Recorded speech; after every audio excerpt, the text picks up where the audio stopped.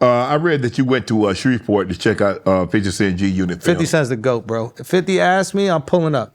Really? I love 50. Yeah, 50 is the GOAT. If 50 doesn't fuck with you, I don't fuck with you. But I just don't know why yet. But he's never wrong. If he doesn't like you, right, there's a reason. Really? And in my suspicion, he knows the reason, but he doesn't snitch. Right. So he just doesn't tell. Right. But he'll say he doesn't fuck with you. Like, he's been saying the Diddy forever. Really? And all of us were like, oh, you just hating. I was like, So if 50 doesn't like you, I don't. You ain't go to the party? You ain't never been to one of them Diddy parties? No, I wasn't cool enough, bro. You went?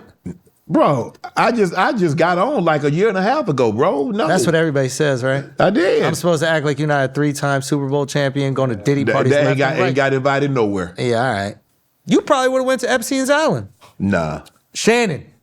What if they said it was a Lululemon outlet and everything was 50% off? What if they said there's half off Lulu's at the Epstein's Island? I go right up here in Beverly Hills and go to Lulu. You think? But I think that you would have gone. You would have flown private for that. No? No. Not for any of the girls stuff. I'm not a party guy. You're not a party guy? No. What if they had the best oatmeal?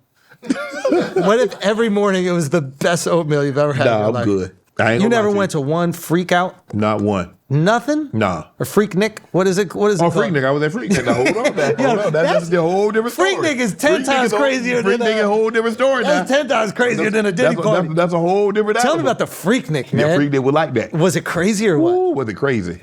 And what? Yeah. Can you explain what that is? It even legal to explain? Well, they did away with it. It had gotten so big. It had gotten so out of control. So this is happening in Florida. This is Atlanta. Oh, is Atlanta? Yeah. Where Where the Uncle Luke?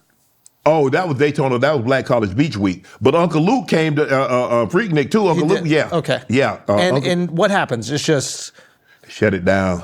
It got too big. It got too crazy.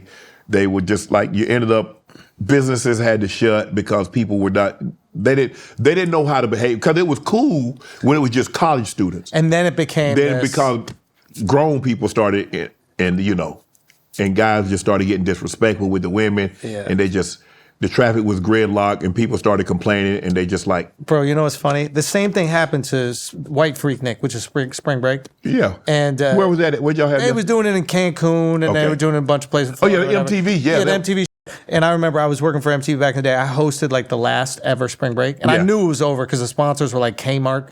And like I was like, yeah, that's not a sexy sponsor. You know what I mean? And but I remember seeing the people in the crowd, and this is supposed to be like a college thing. Yeah. And I remember seeing like 35-year-old British guys. Yes. I was like, yeah, this is a little weird. So that's really what it is. It's just the old people started showing up. Yeah. You got to find old people parties. Yeah, and they started showing up and amping it up, and it was... You got to go to Burning Man, bro. Huh? I got to take you to Burning Man. What is that at? You never heard of Burning Man? I haven't. Oh, man. It's this amazing party event. I don't even know what to call it, but we just got to go out to the desert. Go out to the desert. Where's it at? In, where's exactly? Black Rock City. Is that Nevada? Yeah, Nevada. Yeah, Nevada. Black Rock City, Nevada. Oh. And then you just basically drive your little Winnebago out there. We hang out for the week, party. You still do it?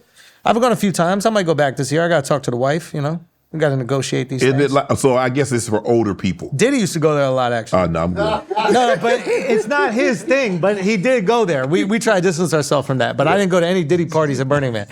I'm not a crowd guy. Oh, really? Mm-mm. Mm-mm. But you're such a performer. You've got such a... Yeah. You're good with attention. And when people ask me, this is how I describe myself. I'm the most outgoing introvert you're going to meet. Interesting. I'm exhausted at the end of the day. It's a real effort for you to do it. Mm-hmm. Got it. I go home, I don't really talk. I had a girlfriend, and her friend's like, man, he got to be so much fun. I mean, you see him on television, and she was like, he's nothing like that at home. Really? So you're quiet, you're in your head. Yep. Are you like plotting and thinking? Are you like... I am thinking. I'm thinking, how do we grow this? How do I make this better? How do I get better at this? How do I get better at my job at ESPN? How do I get better at Club Shay Shay? How do I get better at Nightcap? How can we scale Shay Shay Media? What do we need? Yeah. Constantly competing. Yeah. But I'm my competition. Say again? I'm my competition, though. There's nobody else? What about Ocho? Ocho's my partner. So you brought in your biggest competition as your partner. That was genius. No, I just thought I thought Ocho would be great. He's phenomenal. Because he gets the entertainment aspect of it and he doesn't take himself serious. That's the thing. He's able to laugh at himself. That is an incredibly endearing quality. It is.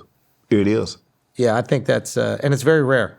Like Very. you can make fun of him and he'll laugh, but he'll also hit you with. Yeah. I don't want him and Cam to beef anymore. Can we stop that? I don't know what that's about. I don't know anything about that. I didn't know Cam. Shout out Cam and Mace. What they've made. Yeah, they do it. They do what they do. Yeah. But what I'm not in competition with them. Yeah. We do. Like I said, they print 80% of the money in the last 5 years. They'll print more. We don't have to be in competition. Yeah. If we get something, that doesn't mean you lost. If you get something, that don't mean we lost. That's the way I look at it. Now everybody doesn't look at it that way. Everybody wants us to be in competition. I'm not in competition with them guys. Ocho and I are not in competition. We believe it is what it is. The pivot, all the smoke, or whomever, 4th and 1 cams, bro. Y'all do what y'all do. We do what we do. And then continue to do each other's stuff and build each other up. For sure. This is what Rogan did so brilliantly. Yes. It's like all the guys populated each other's podcasts and then everybody rose up. What did you learn about work when you was working at MTV? What did you learn? That you gotta.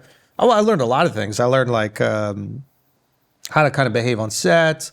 I learned like how to interact with other people in the business, like what they're looking for. Right. Who are the real ones? Who are the fake ones?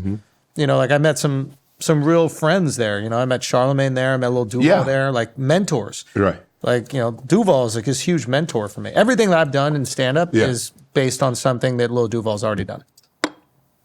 Joe, I've not had one person come on this show and say anything bad about Joe Rogan. They give him his flowers. Like, Joe, hey, you need this, call Joe. You want support, call Joe. Joe's going to highlight you, Joe. What is it about Joe Rogan? What makes Joe Rogan so special? He's a benevolent king. Most people that have the disposition that like allows them to become powerful are not good. It's very rare you get a person that wants power and wants to help. Right. Usually people that want power have like a psychosis. They have an issue, right? And they're like crazy people. Like every tyrant of any country, most of them are not like benevolent. Right. And he's a person who I don't think he ever was like, I'm going to be the most influential. I'm going to be whatever. Yeah. But throughout the entire time has looked out for other people. Yes. Like the amount of people he's just made millionaires, the amount of people he's made thousandaires, like the amount of people that it's just unbelievable. So I think when you feel that and you feel that from someone in a position that does not need to do that, and when most people don't, there's a lot of gratitude. Right. There's just a lot of gratitude towards him, I think. I had Cat on, and Cat we know pulled the curtain back. Yeah. I don't think people knew that comedians were at each other like this as much as they were. And I think Cat pulled the scab back, pulled the curtain back. And did you know? Are you on? I think it's really competitive. Really? Everybody says that. Yeah, I think it's like, to me, I think it's really competitive and like we just don't really share our business publicly a lot. And I think Cat kind of shared it. Right. But I think there's a lot of competition. And I think sometimes there's like a scarcity mindset where it's like, oh, because he's doing this, I'm not. Which is not the case. Correct. There's a lot of nights out, people got to go to shows. Right. Nobody's taking food off your plate. But sometimes when you don't have something, you're looking for an explanation reason why. As to why. But it's just like when I see guys arguing over like who could cover who on a podcast. Yeah. Like you're going to be competitive. Right. And then the people who are super successful, when you reach a certain level of success, people are looking for reasons why you shouldn't be that way. Like, I'm sure you experienced it. Yeah. When this show was like a fledgling show, you remind everybody of their dreams. Once you do 80 million views and you're millions of this and millions of dollars, you got your own cognac, now you remind people of what they have not accomplished. Right. So now they start going like, oh, but he just does this. Right. And he just does that. Or he sold out to Hollywood. Or he a part of the Illuminati. So, which is like the greatest compliment you can get. I mean, like once people start saying you're Illuminati, you made it. Listen, making it as a black dude in America is either you're gay or you're part of the Illuminati. Yes. That's how you make, if you don't have a gay rumor and you don't have Illuminati, You haven't made it yet. But here's the thing. Yeah. Is that what you guys say in y'all community? When a white guy makes it? No, we say Epstein's Island. We're like, he was on the flight logs. No, but I think what happens is there is this like competition, and then sometimes now that there are these platforms, it kind of gets out. Right. And it just comes from, people wanting a little bit more. But here's the thing, though, Schulz, is that 80% of the money that's in circulation was printed since 2020. So there's a lot more money out right now. So if they run out, they'll print more. Yeah. I'm not taking, see, you can't get mad at results you didn't get for work you didn't put in. You're speaking logically, but people react off emotion, man. And I think sometimes emotionally, they're just trying to find a reason why they aren't where you are. Yeah, I'm not where he is because I didn't. But you're not working hard. Because you criticize me, say all you do is work. You ain't got no life. I see now why you're not married. Isn't that funny? Isn't that funny? So it's like you work too hard, and that's why you're not married. Right. If you were married, they'd be like, yeah, but you don't really care about your family because you're always working. Like, correct. There's always going to find a way to tear you down. But again, it has nothing to do with you. Right. It's just now you're at a level where it's, you remind people of what they haven't achieved. And but also here's the thing. When we get to those levels, we can't really about it. That's the cost of success. A lot of people get to those levels and they complain about all the hate and that kind of shit. It's like, nah. You got to pay the piper. If you want to sit across from a dude and drink cognac and make millions of dollars and wear a yoga outfit, you're going to have to deal with some people on you online. But I didn't know. I know it's surprising. Yes. It's more surprising because you're like, I'm a good person. I help people. I go through the same thing. Yeah. I'm like, I'm good to all my people. Everybody around me's eating. Like, I'm a generous person. Like, I want other people to win. But that has nothing to do with it. You've reached a level where your success is going to make certain people feel away, and they're going to want to chip away. That's a human instinct. It's in us, and we got to take it. Right. We can't cry about it. This is the cost of success. Want to join Club Shay Shay? Become an official member by hitting that subscribe button, where you never know who's going to be joining us for drinks and conversation. Don't be late to the party because we like to do something before two something.